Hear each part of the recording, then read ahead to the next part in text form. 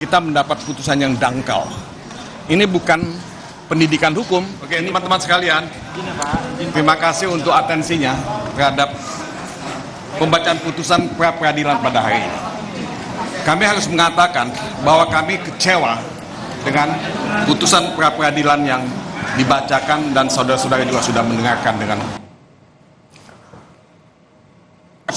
pertimbangan hukum, dengan legal reasoning yang bisa meyakinkan kita semua bahwa permohonan pra-peradilan itu tidak diterima.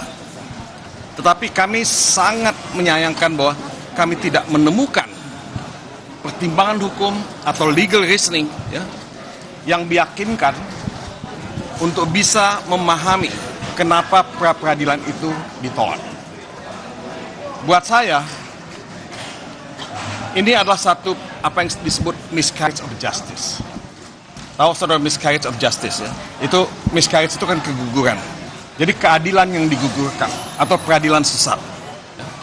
Kita datang ke pengadilan negeri Jakarta Selatan untuk menguji abuse of power, pelanggaran-pelanggaran yang dilakukan oleh KPK, karena sangat telanjang di depan mata kita, pelanggaran itu dilakukan. Tuduhan bahwa Hasto Kristianto melakukan obstruction of justice itu tuduhan yang hampa, tuduhan yang tidak ada dasarnya sama sekali. Hasto Kristianto itu sangat kooperatif. Tuduhan bahwa Hasto Kristianto terlibat dalam melakukan pemberian hadiah dalam kasus Wahyu Setiawan itu pun tidak ada dasarnya. Kenapa? Karena putusan itu sudah inkrah 5 tahun yang lalu dan Hasto Kristianto sama sekali tidak terlibat, sama sekali tidak disebut sebagai pihak yang memberikan atau memfasilitasi suap. Jadi dua hal ini yang kami harapkan sebenarnya mendapat perhatian dan legal reasoning yang kuat dari hakim tunggal yang memeriksa perkara ini. Tapi apa dikata, kita mendapat putusan yang dangkal. Ini bukan pendidikan hukum, ini pembodohan hukum. Saya harus katakan demikian. Saudara Magdir, saya, saudara Roni, dan yang lain-lain, itu sudah praktek hukum puluhan tahun. Kita tidak mengharapkan putusan yang dangkal semacam ini. Publik juga menginginkan putusan dengan legal reasoning yang sangat meyakinkan. Dan itu yang tidak kita temukan. Jadi buat saya, ini satu setback, satu kemunduran. Nah, apa yang akan kami lakukan? Mungkin saudara Magdir Ismail akan menjelaskan apa yang akan kita lakukan. Tapi, this is not the end. This is not the end.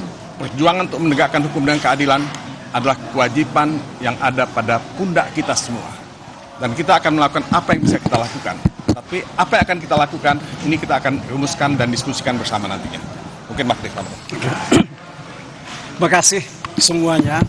Saya kira pertanyaan pokok sebenarnya yang harus kita ajukan kepada hakim tunggal ini, apakah di dalam proses pra-peradilan itu ada larangan yang secara hukum bisa melarang orang menguji dua penetapan tersangka dalam satu permohonan?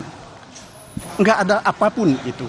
Kalau dalam praktek hukum pidana normal, kita kenal secara teoritis apa yang kita sebut dengan penggabungan perkara. Ada kumulasi subjektif, ada kumulasi objektif. Artinya apa?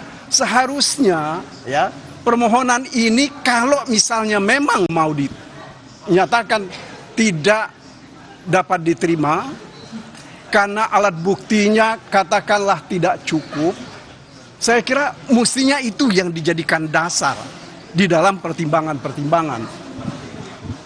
Ada 7 ahli hukum pidana yang sudah dihadirkan.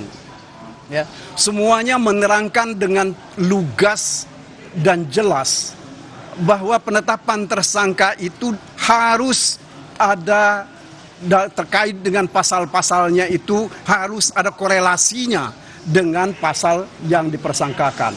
Selain itu, harus juga dilakukan semacam bukti permulaannya itu harus substantif dan juga merupakan delik inti dari pasal yang dipersangkakan. Nah, kalau seandainya itu dalam pertimbangan tadi yang dikemukakan oleh majelis, tentu kami akan dengan senang hati menerimanya. Tetapi itu sama sekali tidak didengar, tidak diucapkan oleh majelis yang terhormat ini. Meskipun dia sudah menyebut tadi sejumlah ahli sudah dihadirkan, akan tetapi apakah pendapat ahli itu sama sekali tidak dipertimbangkan? Seolah-olah kalau buat saya, ya, ini adalah bentuk pelecehan baru terhadap proses persidangan ini. Pak, ini kan yang kalau kita lihat dari persidangan hari ini kan sudah ditolak, berarti artinya status tersangkanya sah. Kira-kira secara hukum masih akan ada upaya yang dilakukan lagi nggak dari kubu Jaksa? Saya kira begini, ini yang mesti dibuat keliru dulu ya. Permohonan kami ini tidak dapat diterima, tapi ada satu sisi tadi keterangan dari pertimbangan dari majelis tadi bahwa antara perbuatan menghalang-halangi penyidikan ini meskipun dia tidak katakan ini diterima, tetapi tidak berdasarkan bukti permulaan yang cukup. Bahkan ini berdasarkan bukti-bukti yang lain yang tidak ada sangkut pautnya dengan perkara ini. Nah, ini ambigu, ya, yaitu seperti kata Bang Mulya tadi, ini adalah bentuk pembodohan baru, ya, dari putusan dan dari proses peradilan kita ini. Saya kira apa yang hendak kami lakukan tentu dalam minggu depan pasti kami akan sampaikan kepada kawan-kawan.